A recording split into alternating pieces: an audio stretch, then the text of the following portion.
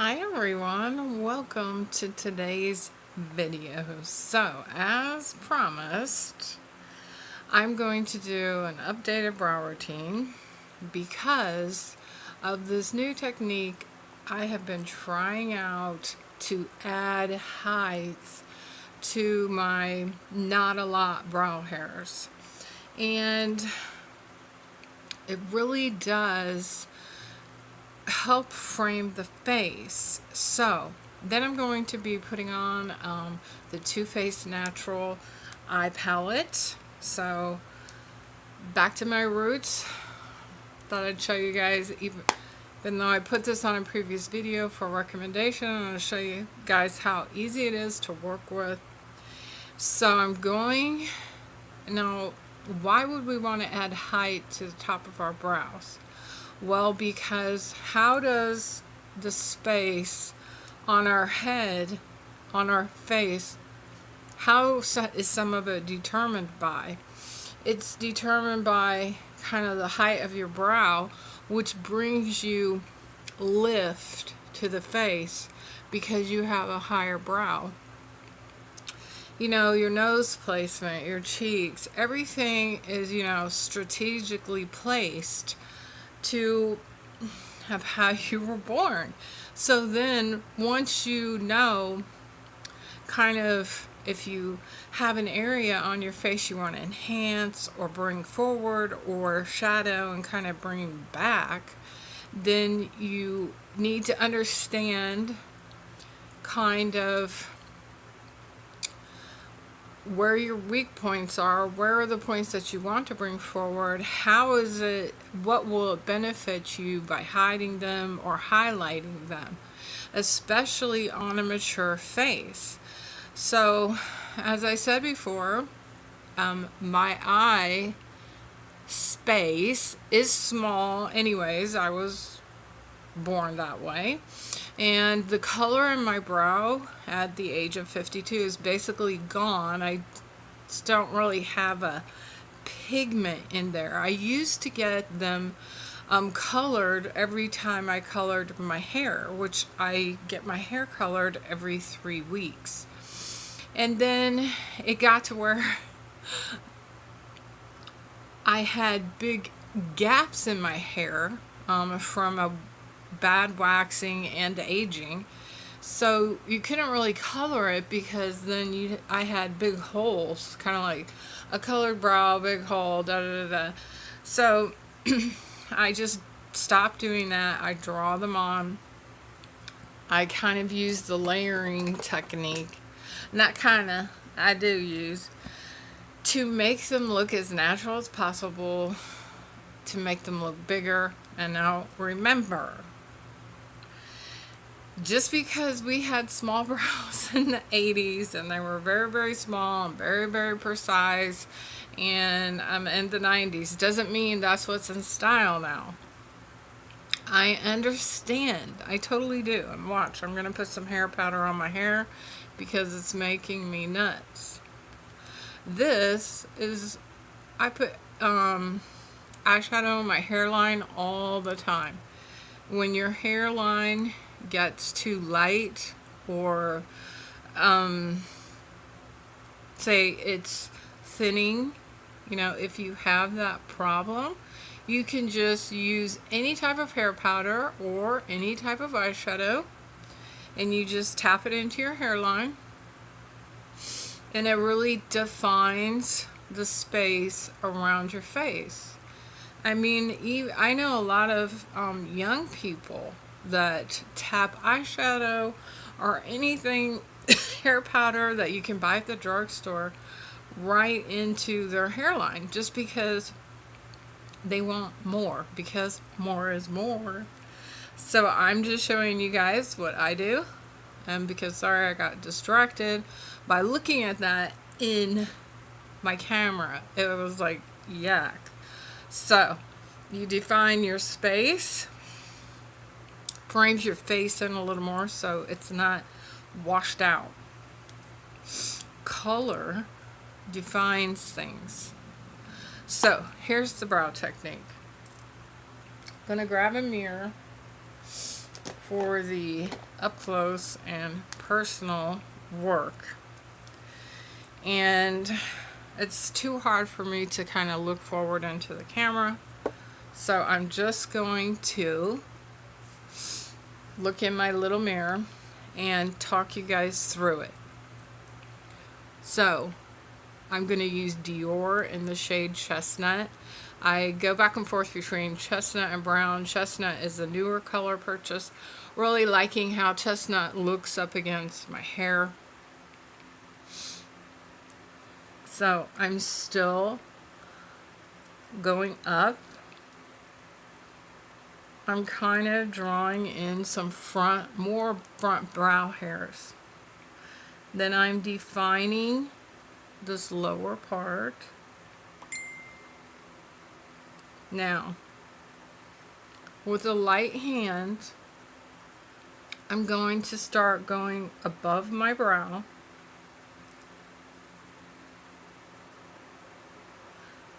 And I'm going, so remember, you don't want to bring your brow down, because the farther the tail of your brow is down, the more it drags down the eye space. So if your tail is way low, it's closing the eye space and dragging the eye down. Make sure that your tail is short, is fairly short, especially on a mature face. You don't want the tail of your brow coming all the way down in here. I get the I want my tail to be long thing. I do understand. And if you want to close your eye space, then okay, bring your tail down low. And it will literally close your eye space and make you look like you have a small eye. If you were blessed with gigantor eye space, that is the way you close it, by hooking your tail down and around. So since my eye has loose skin and it's very hooded, I don't want my tail to droop down. So I'm adding to the top of my brow. Then I'm moving the pencil through, because I want the brow to have really good color and definition. As you can see, the color between chestnut and nothing is like night and day. Now, a good spoolie is a must, because you want to keep moving the product through your hairs, whatever hairs that you have. So I'm going to keep adding to the top of the brow, not really adding underneath the brow. I'm just adding to the top.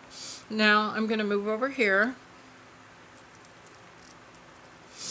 and of course, I'm going to do the same thing. I'm going to make more front brow hairs. Kind of make this wider right here.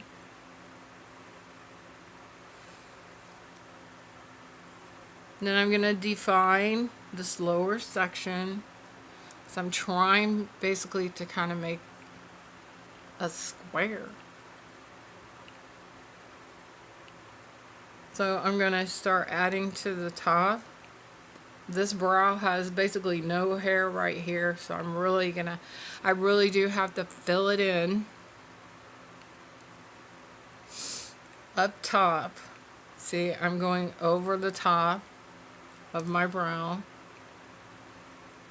and now I'm going to try to define the tail a little bit more.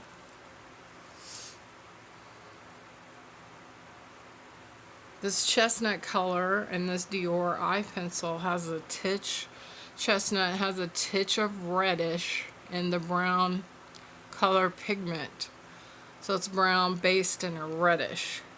And for me, since I'm a brunette, but I also have foils of red, foils of kind of she slaps on some bleach, but it turns them a caramel color. So we're not trying to put blonde foils into my hair. It's more like a caramel color. And these colors in my hair add depth to my hair instead of having it one color.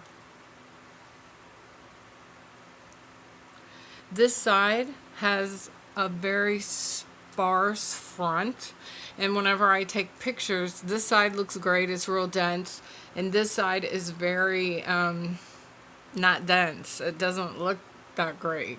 So I'm always struggling to get enough pigment in this front of this brow. So I'm really adding to the top, bringing my tail down, and I'm making light. I'm holding this light, and I'm applying light pressure, and I'm also making small movements like this when I'm going down, especially in the parts that have absolutely no hair.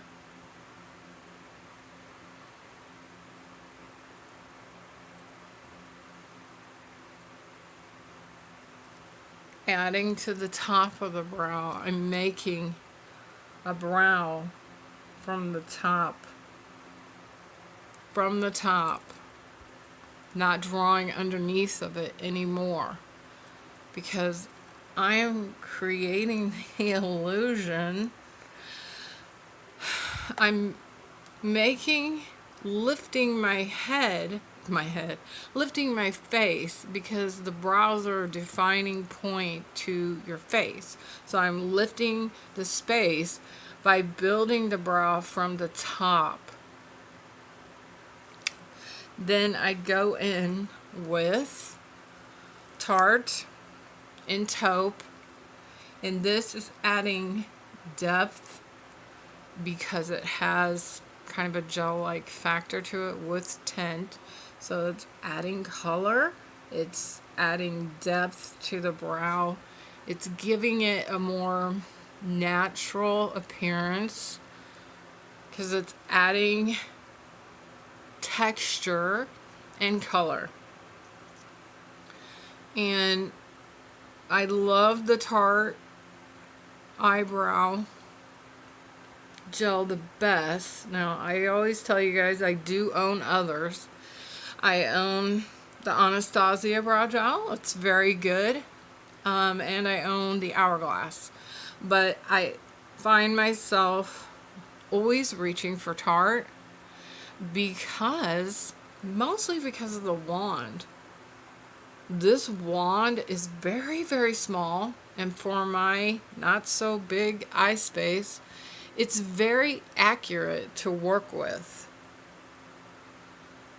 And it lays down color into the brow in a very nice manner. So what I do is I'll let this dry, and it's very buildable. This side is always needing more building because it's more sparse, so it requires more maintenance. I know, maintenance. It is what it is, guys, you know. We age, things happen, so we have to learn tips and tricks to deal with it. I have my foundation on already, Osmosis satin foundation in natural medium. I used my Morphe brush to tap it in. I'm gonna set my whole face foundation with my Osmosis pressed base powder in natural medium with the biggest brush that I own, and this is a Morphe E41. This foundation is very mattifying. I mean, this powder, but like I said, it is the holy grail for mature skin. It doesn't stick, it doesn't sink, it wears all day. I ride in it at the horse shows now. Have a horse show this week. Yay. I'm going to enjoy watching everyone show. And You know, it's my jam. You know. So, I'm going to put on some Shadow Insurance. And I am still loving this, guys. When I put this on the video for a recommendation, I've been using this every single day. It is amazing for a mature eye. It really is. Clean Slate 360 creaseless 12-hour eye primer. It's a mouthful by Tarte. It is simply a must-have in my arsenal because of the way my eyeshadow sticks to it. I mean, the longevity, and then really for the mature eye, since my eye kind of hangs, you know, around here, it really kind of helps, I don't know, tighten it up a little bit. I know, it sounds strange. It's hard to explain. I just put a tiny dot on a brush. I like to use a brush. You can also tap it in with your finger, and then you let it dry. I like to use a brush. It seems easier to control and more accurate with a brush. This is my Chanel brush number 2. It's old as heck, but Chanel brushes last forever. And they wash great.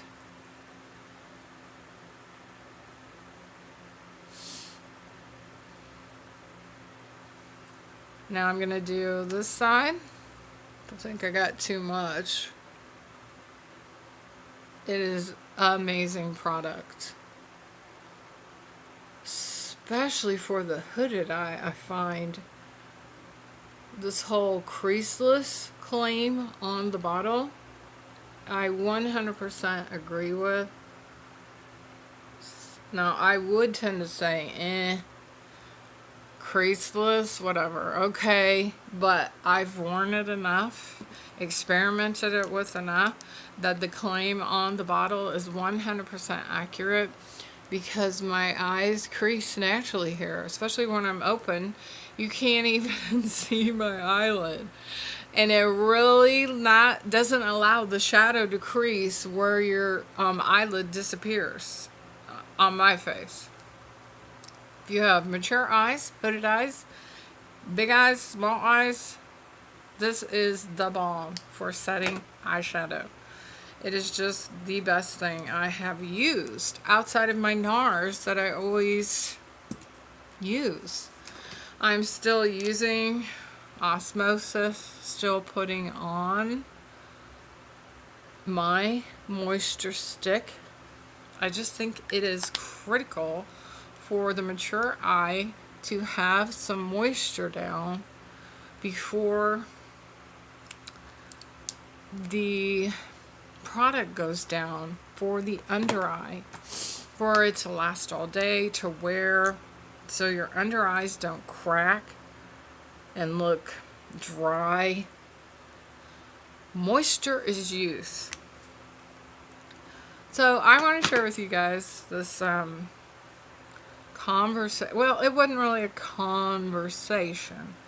It was just kind of if I read something, you know, on my Facebook, and if I see women struggling with menopause, postmenopausal, any kind of symptoms caused from lack of hormones, I say something. Not every time. I can't say I'm, you know, jumping on the train every time, because sometimes it's a battle. I'm only talking science. I'm not talking, you know, anything personal or criticizing or analyzing. It's just information. So I saw a post, you know, about mood swings. You know, in a very exaggerated it was supposed to be funny, you know, la la la. So I posted in the kind of the saying or the Facebook post, however you want to say it. I posted in there, I don't struggle putting on some setting powder under my eyes. That's the KKW. It's very brightening and it works really good now that I've figured out kind of how to use it.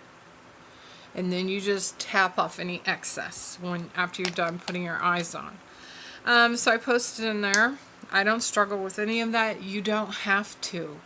You don't have to live like that. Nobody does. That's the beauty of functional medicine.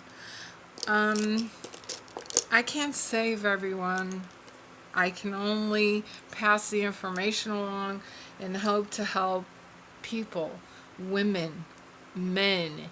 It doesn't matter because men struggle with a lot of the same symptomology as women as the hormones drain from their body at a quicker pace than it was ever naturally meant to happen. You do need your hormones. You need them nowadays because of your toxic burden. It's not your fault. It is just the day and times that we live in. So I will say again, my grandparents did not require hormonal support. They were sharp-minded till late in life. And my grandmother's Alzheimer's had really nothing to do with her losing her hormones. Meaning, I believe she was exposed to butchering cows as a young person, and that kind of upped the ante. But they did not age the way that people age now. And that is a very sharp memory of mine as I struggle to look backwards. I wish I would have asked more questions, but I kind of didn't know to ask more questions. She would have been the perfect person to ask questions to. You know, like, how are you feeling? Are you in menopause? Are you out? Are you done? How are you feeling? I spent so much time there, and they slept like angels. They went to bed early, got up early. I think, you know, that's just what their generation did. Now I'm putting some powder in to further define that brow. And this is Dior.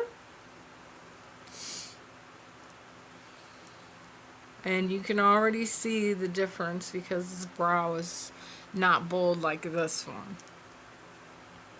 Just going to give this a little tuck through.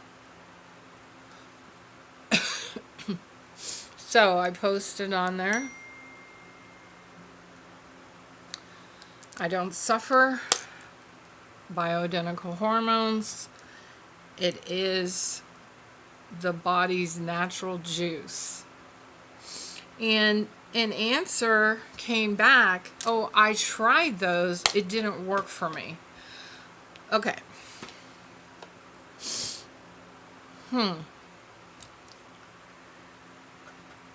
Science. I thought it was just setting some powder, my Laura Mercier translucent setting powder. So my eyeshadow will just glide on. So, how can I say it? It's science. It's not a matter of taking a hormone and thinking, I don't notice a difference, or I'm going to take mine as we speak. It's science. You just bite it in half, stick it in your gum line, and it melts.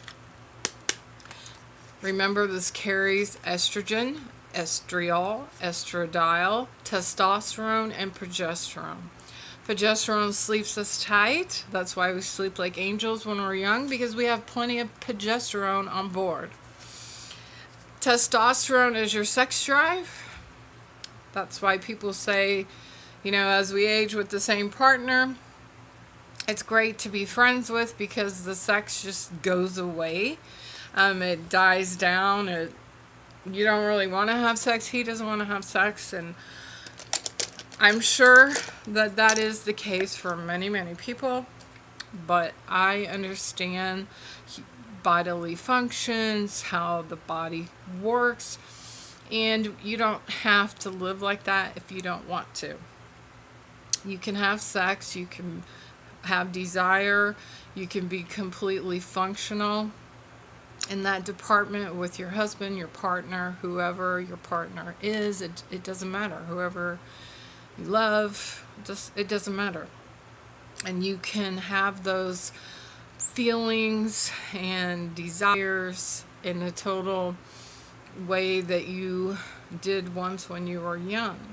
And the only reason why you don't feel like that anymore is because of the hormone dropping out of your body.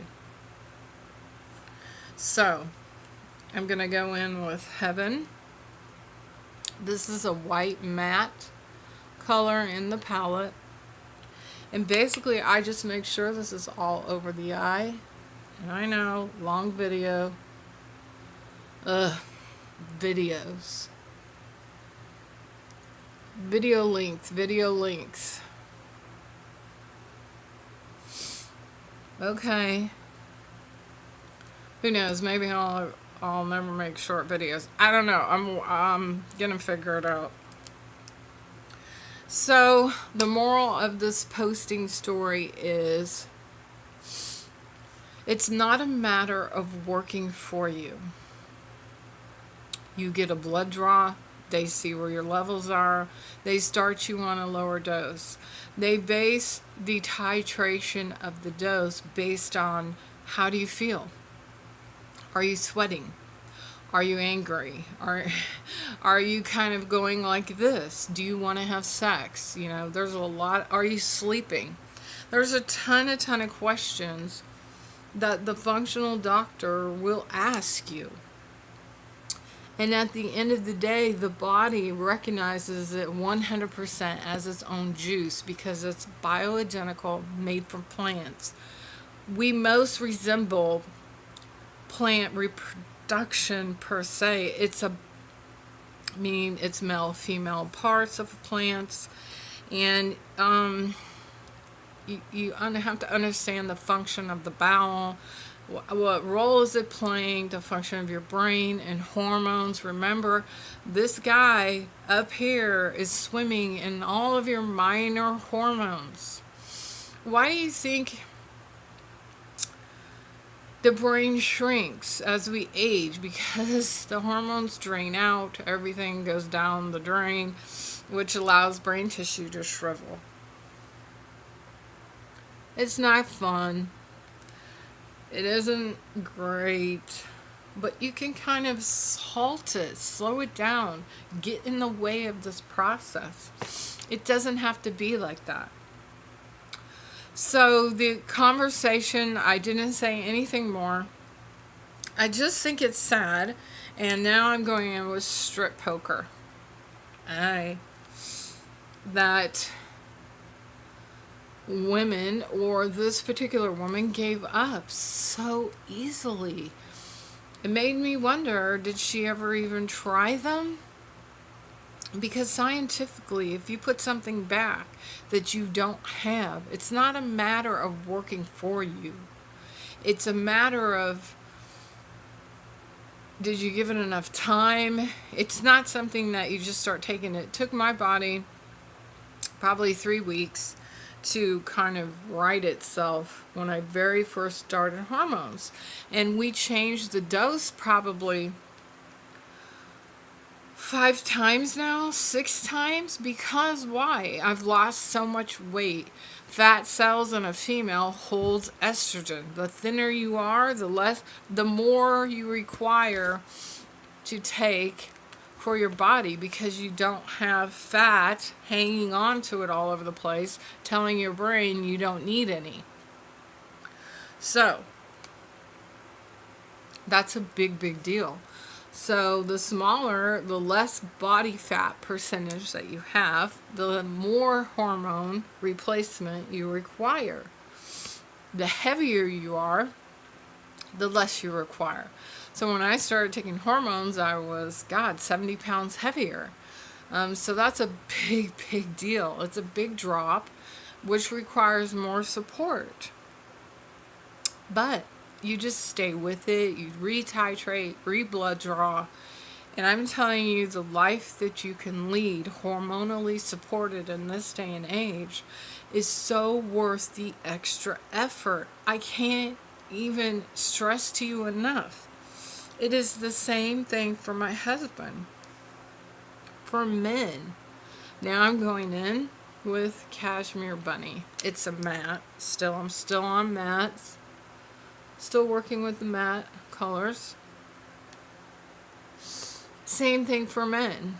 My husband was so low of testosterone when he started that they retitrated over and over. Probably by now 3 times. Then he got filled up. He lost weight. He lost a lot of weight because if you naturally put back what his body lost, which was testosterone.